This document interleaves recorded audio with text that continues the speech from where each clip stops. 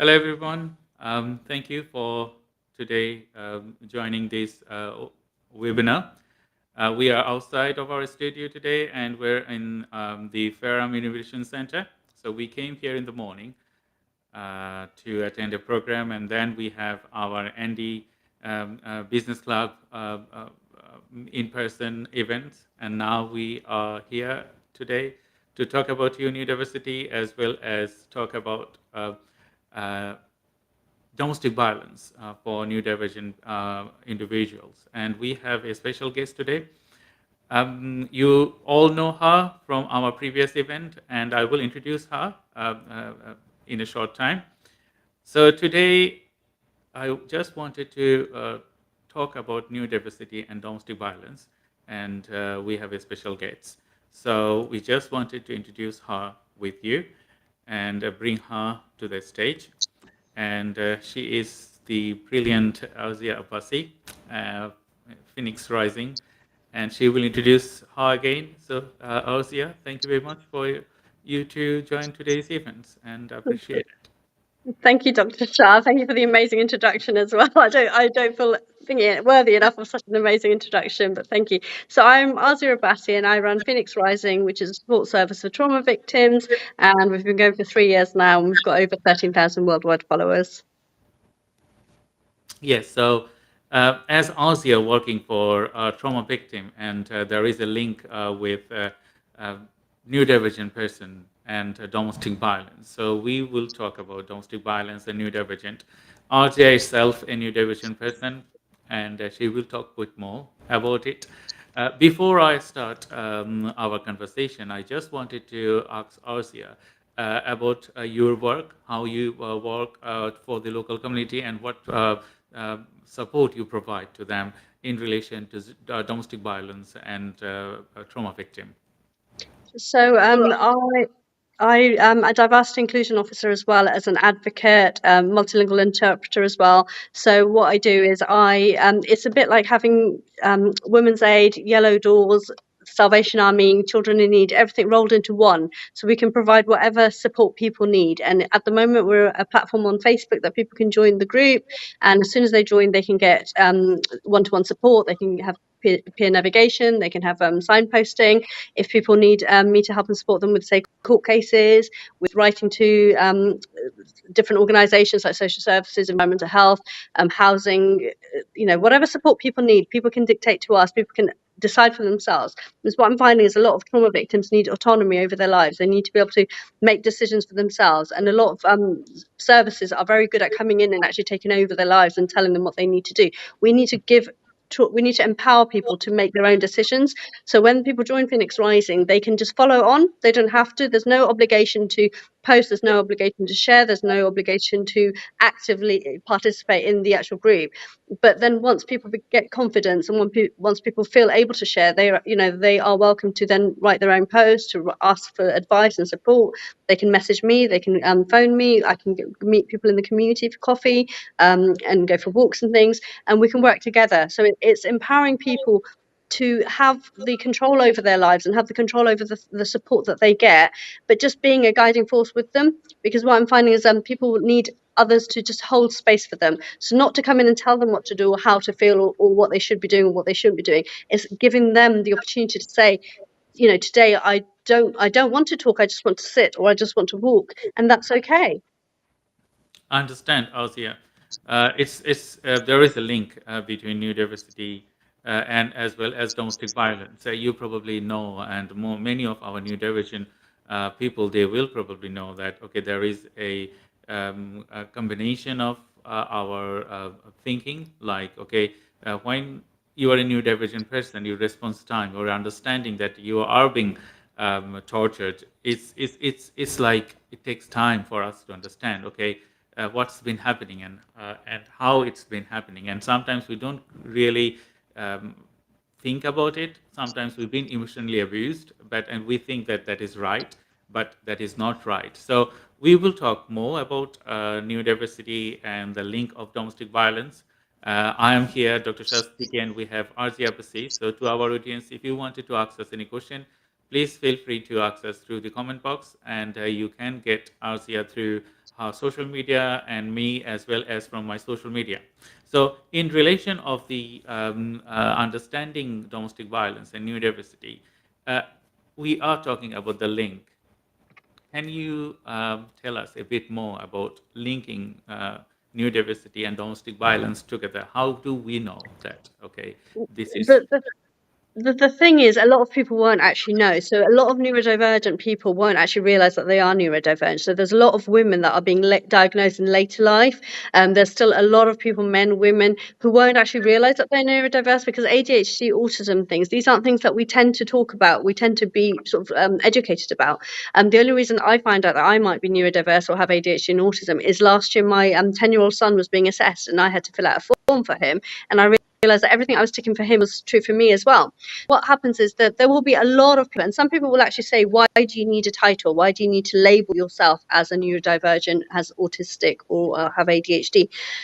Me personally, and I'm finding with a lot of trauma victims, it's actually liberating to know that there is actually a reason why you're different. There's a reason why you never feel like you fit in. One of the terms that I often use to use for myself was, I'm a square peg in a round hole, I just don't fit. And I didn't understand how that was to abusers and toxic people. So what happens is a lot of neurodivergence, a lot of abuse victims will be very people pleasing. They'll be very people pleasing. They'll have very low sense of people taking advantage of them. You know, you expect everybody to be honest with you. You expect everybody to be kind to you. And a lot of people tend to manipulate that. So people who have narcissistic tendencies or who are perpetrators will take advantage of that. So what I say is, in a room full of people, a perpetrator will actually be able to walk into that room and know exactly who is the vulnerable person in that room. With the way you react, the way you behave, the way you talk, everything will give away the fact that you may have a neurodiversity, and that then makes you vulnerable to be exploited. Yeah, I understand. As I said earlier, it's critical for us to understand what is a right behavior and what is a wrong behavior. Sometimes we do see that, okay, we are being victimized with something that we see things like, okay, it's a true behavior as always, but that's not the true behavior, because there's a different behavior, and we intend to not to understand that cue. It took me a long time for me to understand, okay, what is a true behavior and what is not. But most of our neurodivergent individuals, they probably don't understand it properly, that, okay, they are being victim of domestic violence, and they have to they have to protect and protect themselves from them.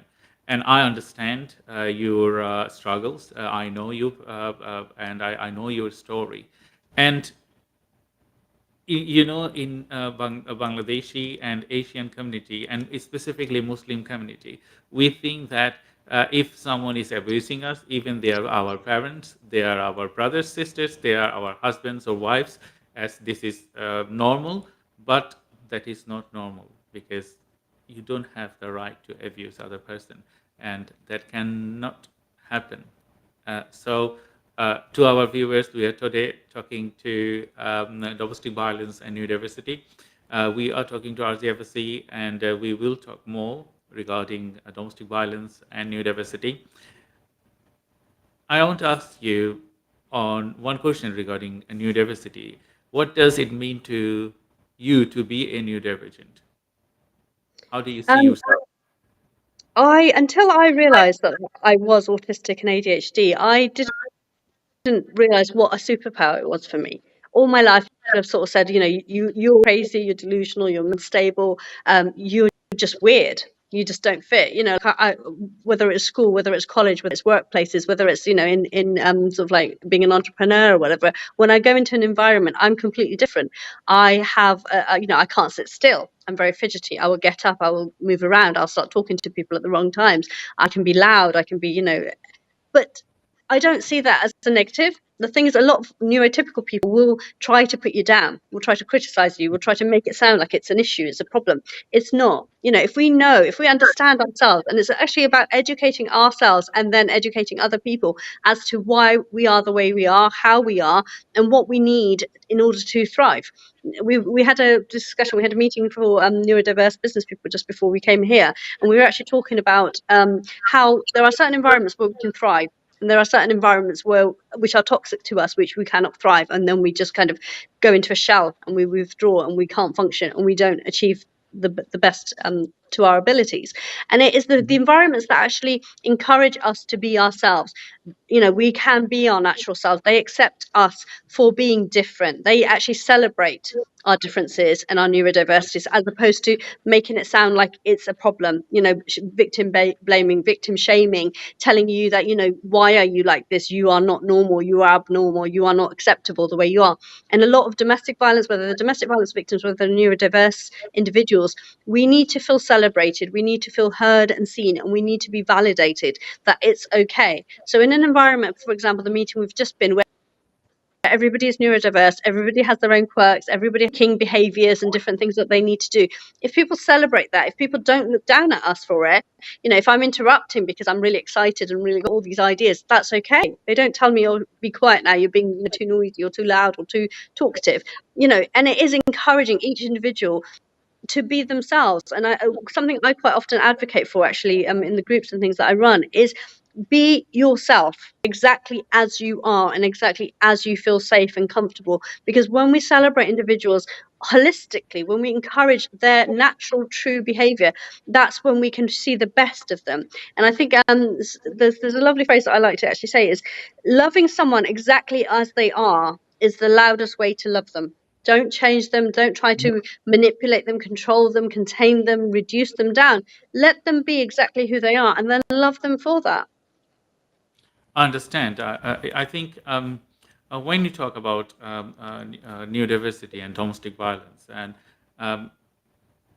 we can see that many trends in Asian families, because they think that it is their right to abuse their children, or parents, or daughters, or husband and wife, because they don't see it in a way that, okay, they are not they cannot abuse anyone else.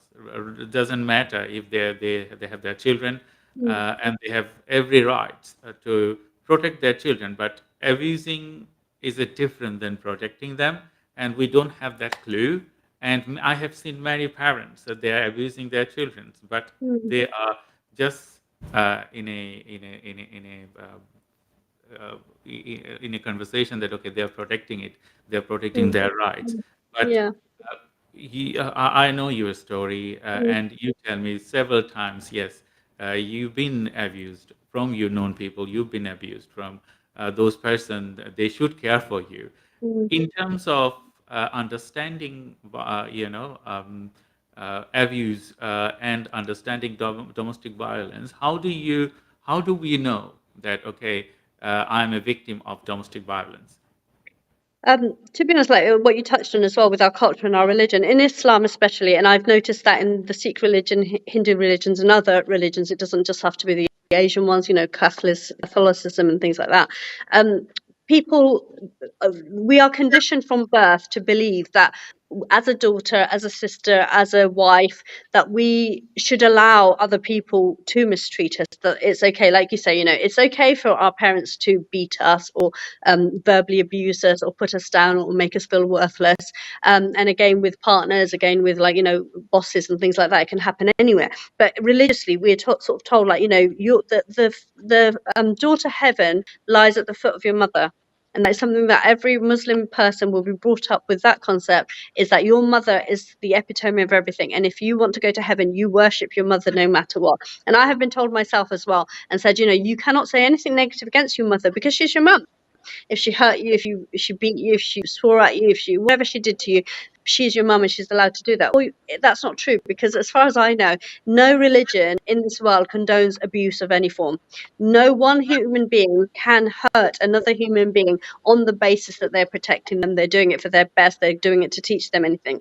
Anything that makes you feel uncomfortable, that makes you feel sad, that makes you feel hurt, that makes you feel worthless, is abuse. It doesn't matter whether it's physical, whether it's verbal, whether it's emotional, psychological, sexual, financial, in whichever form. Anything that is negative behavior that makes you question yourself as a human being, as whether you're worthy or not, as whether you deserve to be respected. Basic things like love, kindness, honesty, integrity, respect, all of those things are basic human rights.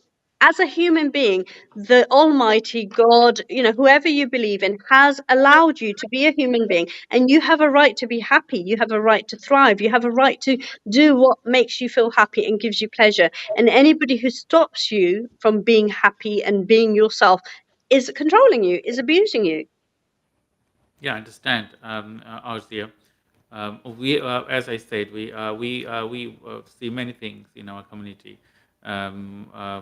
friends, relatives, and as well as people they live in the community, and we see that they are not right, they are not doing the right things, but we cannot raise our voices. But there are society down here, and there are individual government policies as well as various of government programs are dedicated to design to support victim domestic violence victims and as well as other things. So working, I know that you have worked previously with the council and as well as with local community organizations. So can you share us any program you have experience to support people with domestic violence? So there's lots and lots of local organisations. So wherever in the world you are, and whichever country you are, whether you're in the UK, whether you're in America or Bangladesh or India or Pakistan, there will always be organisations that help and support domestic violence victims. So locally in Southampton, obviously, I run my own company, Phoenix Rising, which supports trauma victims. But there will also be other organisations like Women's Aid, Yellow Doors, Salvation Army, Children in Need. There will always be organisations locally. So it's always worthwhile sort of checking on your local council websites and Googling domestic violence, Googling support, whichever forms of abuse you may be experiencing. If you actually Google it locally, you should be able to find it. Also, check with your local councils, check with your local community centres, GP surgeries, health services, things like that. They are all trained to help and support domestic violence victims. You can do things anonymously. So if you need some advice, you can go online and Google it. If you need to speak to somebody, there will always be telephone numbers, contacts, email contacts, and so on that you can speak to. Police stations, police officers are trained in violence against women and girls. There's a huge government initiative for the last few years where funding is being put into help training service staff, so police officers and so on, social services and so on, but also to do services like this. So, for example, in Southampton, we've just had a new victim hub being launched by the police commissioner about 2 weeks ago.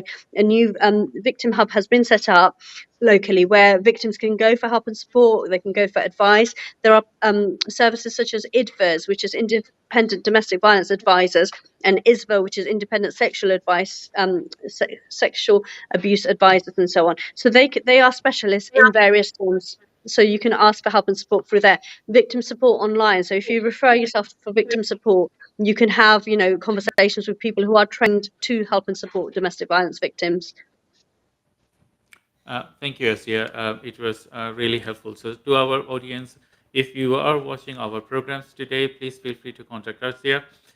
She's an expert and she support with people victim of domestic violence and many other things.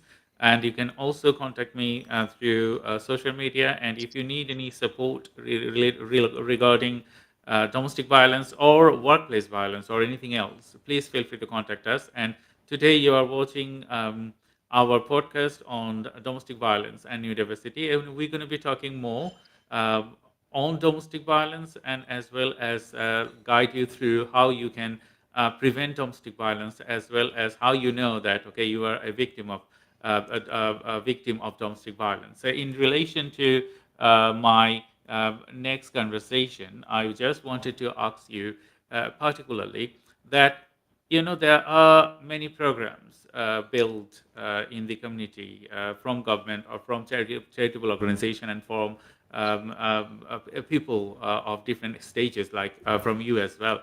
How can be these programs more responsive and tailored to the people that you are supporting? I think that one of the problems that I'm finding is a lot of services, so local services, for example, I'm in Southampton and Hampshire, local services in Hampshire are very reactive to abuse and trauma. So victims will, even if victims are aware that they're being abused, so on, when they go to services for help and support, unless you become a critical case, unless it's imminent danger, a lot of services won't have the funding or the resources or the training to actually help and support staff. So that's something that I really am trying to actively advocate for, is that we need to have a more proactive approach to domestic violence, to child abuse, honor-based abuse, whatever kind of abuse it is. There's narcissism, psychological abuse, there's so many different forms of abuse.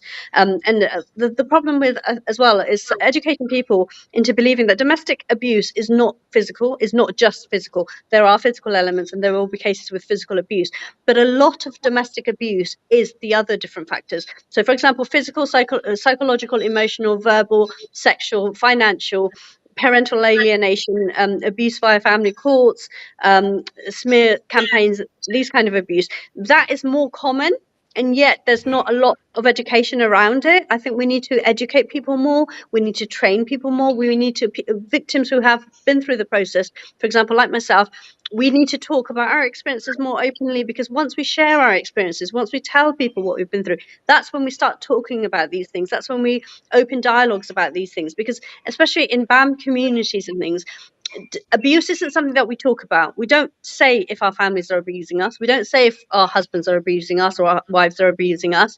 There are things like child to parent abuse as well. So a lot of old elder people will find that once they become old or frail or reliant on and dependent on their children can become abusive as well. So there's been a recent case where I woke up one morning and saw an article in Australia. There was, unfortunately, so trigger warning to anybody who may be triggered by this, but there was the body of a lady was found in the trunk of her car, and her son had killed her and put her in the trunk of a car. We need to talk about these situations and these incidents, because if we don't talk about it, if we pretend it doesn't exist, if we bury our heads in the sand, nobody will know about it. Nobody will learn about it. Children in schools, let's get into schools. Let's get into the education system. Let's go into schools and train and teach young people before they get into these abusive relationships about the warning signs, the red flags that they need to look out for. Controlling behavior, stalking behavior, harassment. All of these things are very, very prevalent in our society, but we don't always talk about these things. Understand, Arzia, and it's a great struggle because, as you know, there's most of the Southeast Asian, I would say, specifically the Muslim countries there, they think that domestic violence is the right of the other person, and they, in a way, it's done in a way that you just see that, okay, you are just it's your fault, and that's why many people, they don't know that, okay, they are victim of domestic violence. And you say the trigger thing.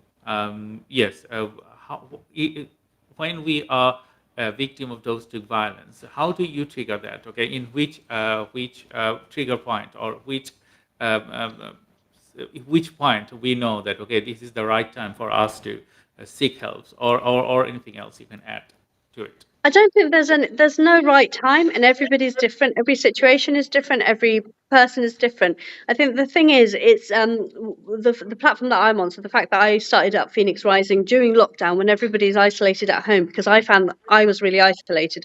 I was stuck in an abusive situation, and there was no help and support for me. Even though people say there's Women's Aid, there's Yellow Doors, there's Salvation Army, and things, I still felt so isolated.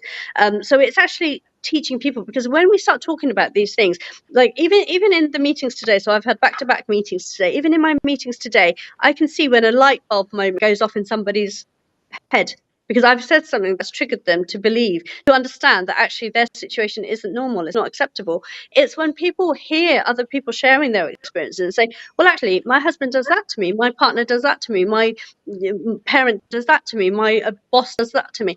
And that's when you say, well, actually, this isn't acceptable behavior, this isn't normal behavior, this is abusive behavior. You should not be having to put up with this. A lot of the time, like you say about being conditioned in families and so on, we're conditioned from birth to accept negative behavior. And one of the things is that people who grow up with adverse childhood experiences and child abuse and difficult experiences. So, for example, parents who have domestic violence in their family, their children are more than likely to go into abusive relationships themselves, because that becomes their norm. That's what they're used to. That becomes almost like home for them. It's normalized behavior. Growing up in situations where one parent is shouting and screaming, swearing, hurting the other parent. The children will grow up seeing this their whole life, and to them, when their partner then behaves like that to them, it's fine, it's normal, it's acceptable. Well, my mum put up with it, why can't I? My dad put up with it, why can't I? And quite often what I'm finding is also in situations like that, a woman can be a woman's worst enemy, because when there are, say, for example, generational trauma that is passing down from one generation to another. So, for example, my grandmother, my mum was abused, so then I'm abused, so then my daughter will be abused, or my son. It doesn't have to be just a girl; it can be a man as well. Because, well, that's okay. Because and even if I want to stand up to it, for example, my mum, my mother-in-law, my sister-in-law, my grandmother may say, well, actually, that happened to us, or we had it worse. Why can't you put up with it? We had to deal with this. Why can't you deal with it? Don't say anything, because it's shameful in our community, in our societies. It's shameful to talk about divorce. It's not acceptable in our religion to get divorced. Well, Allah has not actually told us to put up with abuse. He has said, as far as I'm aware, Allah has told us that we can stand up for our rights, that we can stand up to abuse. It doesn't matter who that abuser is. If one person is hurting another person, you have a right to protect yourself and your children. You have a right to leave that relationship. You have a right to say, no, I will not put up with it, because I deserve to be treated with love and respect and care and consideration, and it's not acceptable behavior. And it's about learning and teaching people to protect themselves and to enforce their boundaries. This is my boundary. This is what I will accept, and this is what I will allow. Anybody who crosses that boundary, anybody who shows toxic behaviors towards me, I will not put up with it. I will not accept it. I will remove myself and my children from those environments. I totally agree with you, and we, many times we had the same thing, because we are in the same community. That okay, it's been true from my life, my parents, my father, my mother, and that cannot happen to your future generation. You cannot, bring this tradition, abusive tradition to your next generation. We have to stop it now. If you Yeah. don't stop it now, then it will be too late, because a person and a development, specifically if I relate on my son, his development is amazing, and I do not force him to do things that I like. So he can do things what he likes. Yes, with the boundaries, with some strict rules and guidelines, but not with abusing things, and not with as well as emotional abuse. But we see that in our community, many people, many parents, and many husband and wives, they emotionally abuse people and abuse each other, and that cannot be happening in future. And we need to talk about it and raise awareness to the community.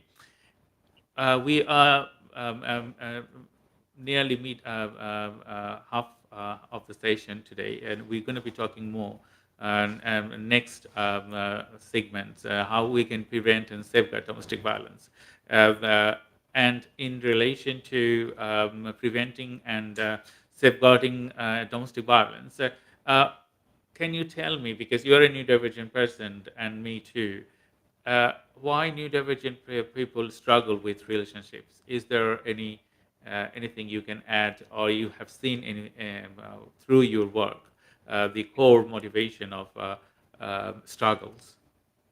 I think the problem with being neurodiverse is that you view the world completely differently. Your outlook, the way you perceive things, the way you react to things, the way you come to problems and things is completely different. And the problem with being in a neurotypical world, but being a neurodiverse person, is that you are viewed as completely alien. It's almost like, and as a result, when human beings don't understand something, they will automatically feel threatened and insecure by it. So where the neurotypical people are in the majority and neurodiverse people are in the minority, even though we know that there will be a lot more neurodiverse people than we actually are aware of, that they themselves will not be aware, people will label that as crazy, as mental, as, psychologically unstable, and so on. And so neurodiverse people will have gone through their whole lives being told crazy and unacceptable, that their behavior is not normal, they are abnormal, and they need to have medication, they need to be locked away, they need to go to therapy, they need psychological intervention. So most neurodiverse people will have spent their whole life being on antidepressants, antipsychotics, being in and out of therapy and counselling and psychological interventions. As a result, that then leaves them not knowing who they actually are. So when we grow up with an environment where we are constantly being told that we are unacceptable, that we are abnormal, that we are psychologically deranged, crazy, mental, whatever unpleasant words that are being used for neurodiverse people, that will then allow them to have low self-esteem, self-confidence, lacking in self-belief. And when we don't believe in ourselves, when we don't actually know our worth, we then allow people to mistreat us. So it's teaching people that you are worthy, you are enough just as you are, that you don't need to change, accepted, because the right people, they will hear you, they will accept you, they will you exactly as you are. So it's knowing that actually I am worthy. I am worthy of respect. I am worthy of love. And a phrase that I love to use at the moment is, I deserve a table at any. I deserve a seat at any table that I choose to sit at, and I can choose who gets to sit at my table. By removing ourselves from toxic environments and toxic people, we are actually saying, well, actually, you are not good enough for me. I deserve better than this, and I will make sure that I get better than this. I do not want to sit at your table. I do not want to be in the same space as you. And a lot of neurodiverse people will then struggle to fit in working environments that are toxic, in home environments that are toxic. So if they do not remove themselves, if they allow other people to then control and abuse and take advantage of them, they will struggle their whole lives. They will be told that they need therapy. They will spend their lives in and out of, psychological interventions, counselling. Some people will be locked away and institutionalized. Other people will spend their whole lives on medication and really strong antipsychotic, antidepressant medication, which will then have long-term effects on their health. There in psychology and in counselling, I learned about the triangle. So physical, psychological, and emotional states of a human being are all intertwined. So, for example, if there is, and they're all connected. So if there is a break in any one of those, so if you're physically unwell, that will affect your emotions and your psychologically unwell. So, for example, you're having a panic attack, an anxiety attack, or something. That will then affect the way you are emotionally and the way you are physically. A lot of trauma victims and domestic violence victims will have found themselves in and out of hospital with all sorts of ailments. Things like even massive things like cancer, and lots of awful infections and things like that. When they've removed themselves from the toxic environment, and I myself have had this proven to me, for 10 years I was in and out of hospital with all sorts of infections. Every year I was admitted to hospital. I was in quarantine for 72 hours in Princess Anne Hospital before COVID quarantine came in. So nobody had ever been quarantined that I knew of. And I was in quarantine for 72 hours because of the infection I had picked up. I had lost 2 babies. I had, miscarriages. I've had operations. I've had all sorts of things, cholera, preeclampsia and so on. And it's not until you remove yourself from the toxic relationship that you realize, well, actually, this relationship was killing me. This relationship is the reason why I had a heart attack at 38, why I've had bilateral pulmonary embolism and so on. It affects every aspect of our lives. I understand, Arzia. It's a great shame that some of us, we don't understand this struggle, and we really don't point it out. Okay, this is a real struggle, and we have to face it, and we have to trigger it on that point. As we said, if you don't talk to people like you, if you don't talk to social services, we don't know that this is domestic violence, and sometimes we are not aware of it, because most of the people, they don't want to talk about it, and when the matters come in front of them, they just ignore it, because they don't want it to be apart from their relation. They don't want it to be separated from their relation, and that's a great struggle. So in relation of that, that yes, we do struggle. So is there any sign that okay, we are struggling with our relationships of domestic violence, and can you tell us a bit more if there is any signs Okay, to so do you mean in recognizing it in other people? So when you see somebody who you think may be going through a domestic violence relationship, how do you recognize that in somebody else? yeah. Okay, so what I find is some of the signs to look out for are, for example, depression, somebody withdrawing from life. So, for example, somebody who is really friendly, who is really sociable and stuff, suddenly they've withdrawn from going out to social events. They've withdrawn from doing the things that they used to love doing or enjoy doing or are good at doing. They will then change their appearance. So, for example, somebody who always looks good, who's dresses up, wears nice clothes, wears makeup, and so on. Suddenly, they're starting to wear glasses. Suddenly, they're not doing their hair, their makeup, wearing nice clothes. They're in baggy, clothes. Sometimes people who are being physically abused may have bruises and things. So, for example, I went shopping one day, and the girl that was serving me had a bruise on her arm here somewhere, and she was pulling her top to cover the bruise. And I quietly gave her one of my cards. I went to the court to pick up some forms not long ago, and there was a lady there who was crying. Again, I gave her one of my cards because you can sense when somebody's upset. A colleague of yours or somebody at school or college or somewhere, university or so on, or the gym is coming in, they're in tears. Just give them some space, give them some time, give them some kindness and love, because when people realize that you actually care, you want to know what's wrong with them. So quite often what I'm finding is that, say, for example, you go into work in the morning and your colleagues are there and you're like, hi, how are you? Are you okay? Did you have a nice weekend? Most people would say, yeah, I'm fine, I'm okay. When you are being abused, because of the shame and because of the stigma and because of the conditioning that you shouldn't talk about it, that you shouldn't tell people about it, you don't tend to talk about it openly. You need someone who actually shows you that they care and they want to hear. A lot of the time people will sort of be told that, for example, if you start talking about domestic violence, automatically other people say, don't talk about it, don't think it, and then that will then stop you from telling the next person, and the next person may be the person that actually can save you from that situation. But because you've always told the wrong person, you then don't have the confidence or the ability to then go and open up and tell somebody else. One of the things that I use to explain this is, if you go to a business meeting and show people Teletubbies, or you go to a kindergarten or a nursery and show them business stocks and shares, they're not going to understand you. It's finding the right people to talk to. And we touched on it earlier on in the meeting today. It was to find your tribe. When you find the people who can hear you, who can see you, who can validate you, who can accept you, who want you to talk about your trauma, they don't shut you up. They don't tell you you shouldn't be talking. They don't shame you, victim blaming, victim shaming. They don't humiliate you. They don't make you feel worthless for opening up and talking. They're the people you need to talk to. And with regards to sort of recognizing it as well and stuff, people who are cagey, very insecure, they may be shaky, they may be nervous, they may be worried for no reason. And one of the things that actually, while you were asking me that question, I sort of remembered is trauma victims can also be another trauma victim's worst enemy. As I said, sort of women can be a woman's worst enemy. Other victims can also be your worst enemy. What I'm finding is, in the world of business, there will be lots of business women and men, so it doesn't have to be just women, men, anybody, neurodiverse people, LGBTQ, gender neutral people as well. They don't want you to talk about your trauma because they've got trauma, but they can't talk about their trauma. So when you start talking about your trauma, it's almost like it's challenging them. It's making them feel insecure and uncomfortable. They will immediately shut you up. They will tell you you shouldn't be talking about them. They will be horrible to you. They will try and put you down or try and stop you from talking because it's making them feel uncomfortable.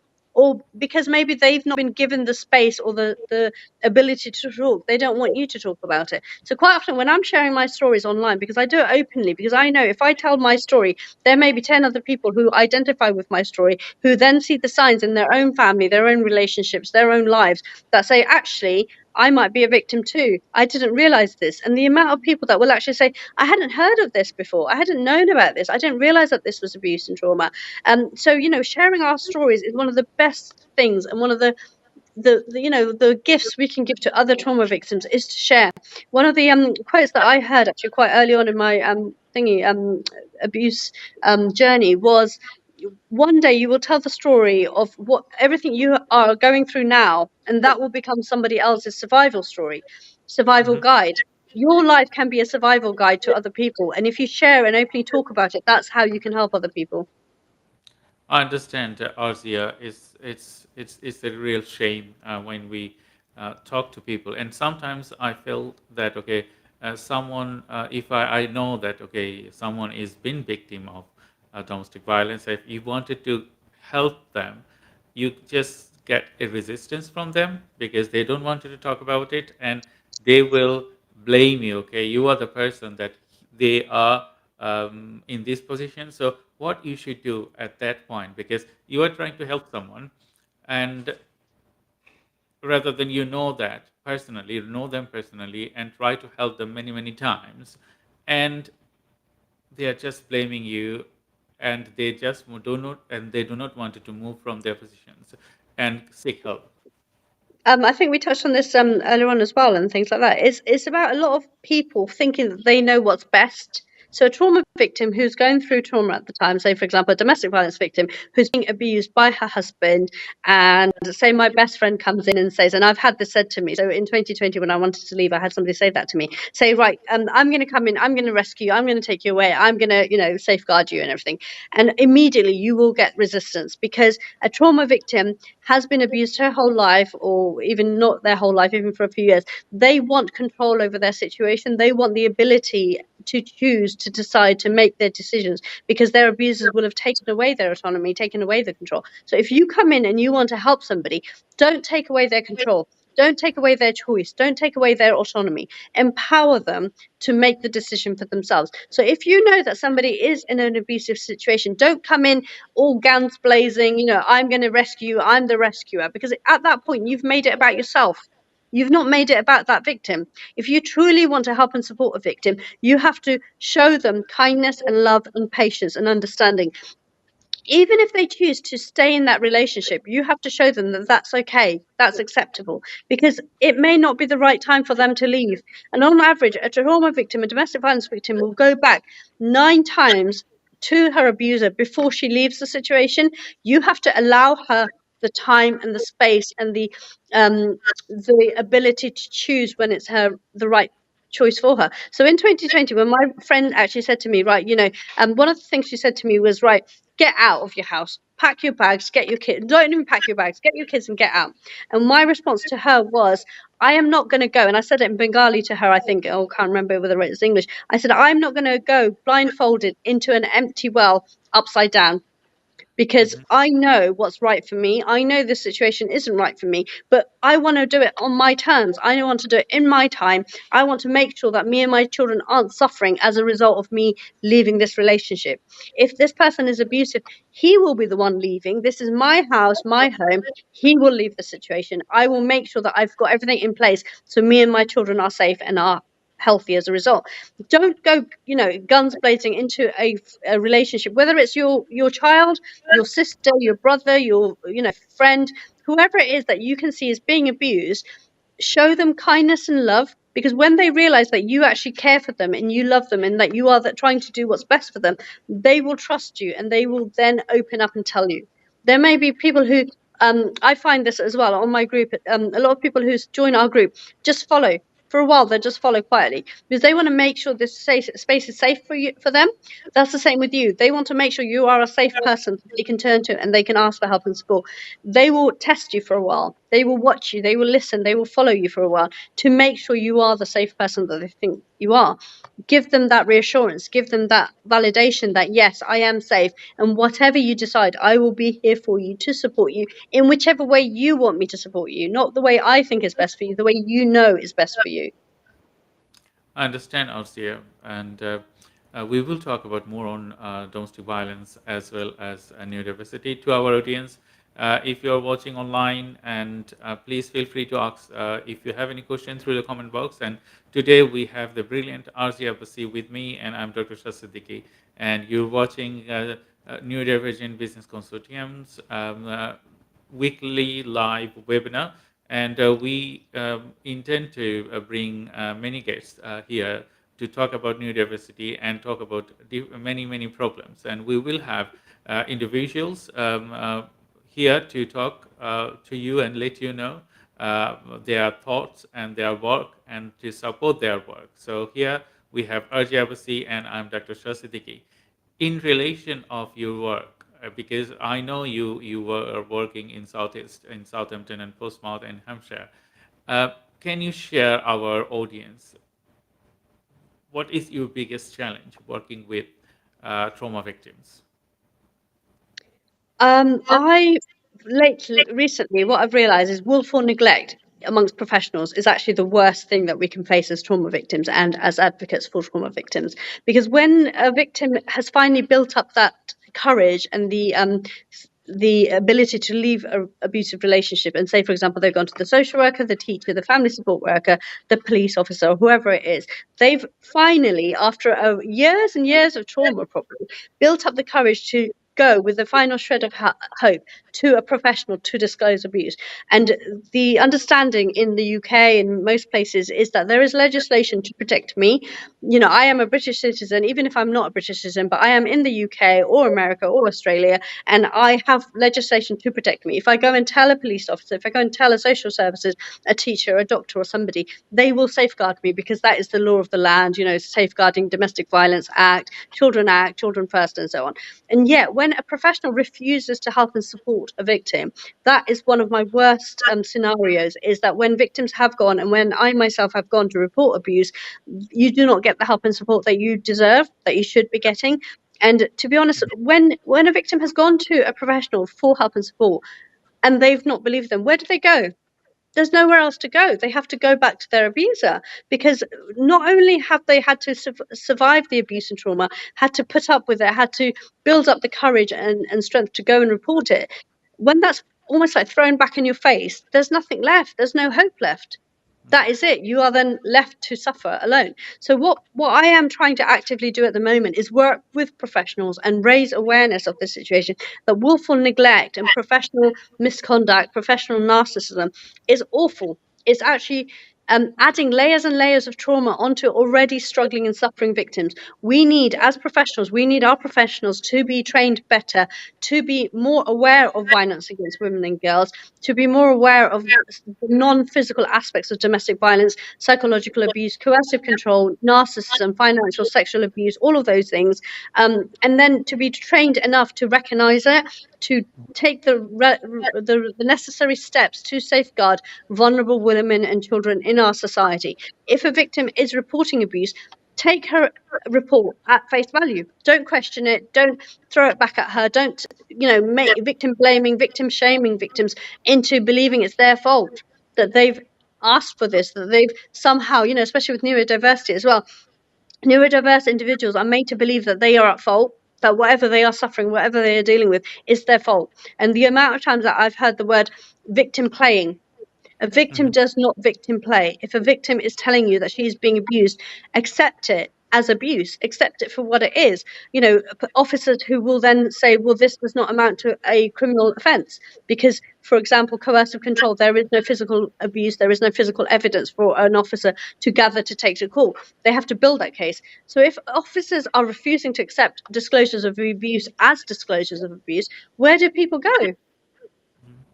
I understand, and that's the struggle, isn't it? Because you're working with people with domestic violence and trauma victims, and you are supporting them, and you also struggle to address individual cases, and as well as get support from the community, and as well as get support from the authority. So, in that scenario, how do you cope with this? And do you get any funding for your work? And how do you prepare for your work? So that's one of the things. One of my bugbears at the moment is funding. So what I am finding is funding is being given to the big companies, to the well-known companies, the companies who are already established. So companies like myself, I am setting up fairly new. So 3 years isn't that long to be active, and I have no funding. So for 3 years, I have done this without any funding, without any income whatsoever. Night and day, I'm working 13,000 worldwide followers that I support. I do YouTube channel videos to raise awareness. I write blogs, I write posts. I am, active on social media, on Facebook, on LinkedIn, on WhatsApp, on, Instagram. And it's all done free of charge. So, for example, if governments recognise the valuable work that I myself am doing and other people like myself am doing to help support domestic violence victims, the funding should be made available for us to do that. Because if we had funding, imagine how many more people I could help and support every single day. Imagine what more work I can do. I can, run workshops, I can run courses, I can train professionals who maybe are not aware of, say, what used to be called honor-based abuse, but I refuse to call it honor-based abuse because there's no honor in abusing people. Religious and cultural abuse, child abuse, forced marriages, arranged marriages, emotional abuse, financial abuse. We need to talk about these. We need other people to come forward to talk about their experiences. We need our professionals to be trained in recognizing these kind of things and then taking the relevant action to help and support victims who are really struggling. You're true. You are right, Arzia. The support we wanted to do, we just struggle with funding, and I can see that you are um, everywhere, and you are raising your voice, and you are talking many events to support you, and I think community is supporting you, but you in terms of more of your work and growing your work, I think I will request our community to support you with specific funding or anything else that is required for you to grow. You are doing a brilliant job for the community and trauma victim, and I do appreciate your work. And I will do my best to support you. And whenever I met you, we are supporting each other. And thank you very much for that. And to our Thank audience, we are you. nearly ending our session. We're going to be having one or two question, but thank you for your time to join us today, and as well as supporting our activities locally, nationally, and globally. And here today we have Arzia Abbasi, and I'm Dr. Shah Siddiqui. We are talking about domestic violence and neurodiversity. I just have another two questions for you to ask, for me to ask you. Um, how can domestic violence awareness can be improved to the community? Improving awareness of domestic violence. So, for example, like I've already touched on, it's about raising awareness. It's about talking to people. It's about getting lived experience people who have survived domestic violence to share their stories, to share their experiences, having conferences, having workshops, having courses where people with lived experience can come and talk about it, can then help train the professionals, help train the people who are actually delivering the services to the people that need it. For example, with our BAM communities, I find there's a huge gap in the delivery of services to BAM communities. There's intersectional factors that come into play. So that's a new term I've recently learned, although I knew it existed. Intersectional factors mean, for example, your race, your religion, your culture, your sex, your postcode, your educational level, neurodiversities, all of those things will come into play. So, for example, a person who has domestic violence but is, say, white is treated differently to a person who has domestic violence but isn't coloured. A person with neurodiversities is treated different to somebody who doesn't have neurodiversities. A person who lives in, say, certain postcodes like SO14, SO17, or postcodes that are classed as underprivileged or, not as well educated. There's not as much sort of financial um, occupational sort of like levels and so on there, they would be treated differently and treated less than, say, somebody who's in SO19 or an affluent area and so on. So all of these factors play a huge role in the delivery of services. One of the things that I'm actually start this year is a wellbeing centre for the BAM community, which is a one-stop shop where people can come. So people from BAM communities who are struggling with, say, neurodiversity, domestic violence, learning disabilities, and mental health and trauma affects can come for help and support. Because when you have somebody who's, say, struggling with domestic violence or who's from a BAM community, who then cannot go to 20 different services to access housing, benefits, environmental health, social services, all of those different things, why are we making it so difficult and so unachievable for people? Why don't we make it easier? Why don't we go to where the people are? If somebody's sat on a floor unable to get up, why don't we go to and sit next to them on that floor and say, how can we help? Why don't we make it as easy as possible? And my main goal this year is to make services as easy and as accessible for the people that need it. I totally agree with you, Arzia, and we have to work together. to support domestic violence victims and as well as trauma victims in any scenario, any cases. So, my last question would be: what do you suggest to the domestic violence victims? How do they safeguard and protect themselves to be victimized and and save themselves from the domestic violence? Learn who you're so having a good support network around a victim is crucial, because if a victim is completely isolated, who's locked away at home, who's not allowed to talk to people, who's not allowed to go and meet people, who's not allowed to get out of that toxic environment every so often, there's just no hope. Where do they go? So it's having a good support, strong support network around a victim, and then teaching, reaching out to those victims. So, for example, a woman who's stuck at home, she's got children, she's got a toddler, she's got an abusive partner or abusive in-laws and so on. If she cannot get out of that home, so even, for example, if she's going to the school to drop off her children, if she's got people she can talk to at the school, if she's got people that she can go to a community centre for, a health centre somewhere. So one of the things that I'm actually trying to create and trying to actually do at the moment is starting up groups for domestic violence victims, trauma victims, BAM community members, neurodiverse people, and so on, to come to. So regular, weekly, monthly, fortnightly groups where people can come, chat and chai sessions, toddler groups,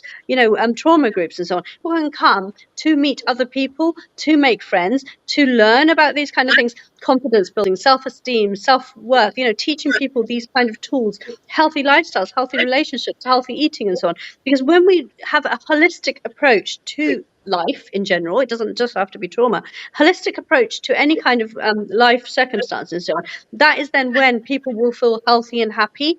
And when people feel happier and healthier, they can then recognize for themselves when something is not right for them, when there is a toxic environment, when there is a toxic relationship, when there is, even whether it's work, whether it's college, whether it's school, whether it's home life, when there are toxic cultures around us, if we are happy and healthy holistically, we will then be able to recognize that. Because when we feel completely worthless, when we feel ill, when we feel mentally, emotionally, psychologically, physically unwell and unable to deal with things, we don't have the strength and the energy to be able to do anything else.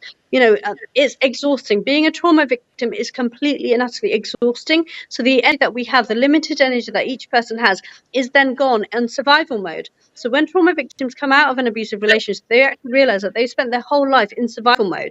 They've not had the energy or the ability to able to think outside. How do I get through this day alive? How do I get through this hour alive? Even at nighttime, you cannot shut off because you are constantly in fight or flight motion situations where you are constantly ready to jump away from an abusive person or abusive situation. You are constantly on high alert. And that then, that is why a lot of people, there is actually a lot of debate about whether people become neurodiverse as a result of trauma, or people are already neurodiverse and then they are targeted by perpetrators. We don't know. Did the egg come first or did the chicken? We don't know, but there is correlation to suggest that a lot of trauma victims will be neurodiverse and a lot of neurodiverse people will be trauma victims. Thank you, Arzia. It was a great conversation today, and to our audience, thank you very much for your time and listening to our podcast. We will have more podcast down in next couple of months, and we will talk about neurodiversity and individuals like trauma, domestic violence, menopause, and a lot of different things, education, HR, peer, and we will let you know the information that you wanted to listen and then we wanted to be aware of. So today we had Arzia Abbasi from the Phoenix Rising, and she's working day and night to the Bangladeshi community and as well as other communities to support trauma victims through her incredible work, and we should support her, and we should let other people know if they need any support from Arzia and her Phoenix Rising. And we're going to be ending our session in very soon. And we all thank you. And next week we will bring another guest, and we will talk about neurodiversity. And we need your support. And if you feel free to contact us, please contact us through our social media, as well as you can get Arzia from her social media, and you can also email her. directly. Until then, it is Ramadan. So if any of our viewers you are fasting, good wishes for you as I'm fasting, and we're going to be having 1 month of Ramadan, and this Ramadan month is for you to take care of your parents, you to take care of your environment, you to take care of your neighbors and community. So we would build our community with our good deeds, and we will care for anyone. Doesn't matter the race they have, the color they have, or the ethnicity and other things they have. So if we wanted to have a good community cohesion, we have to be we have to contribute and care for anyone. And I would thank you, Arzia, for today. And I will say bye bye to all of our audience on LinkedIn. And I will see you next week. And thank you and see you next week. Bye bye.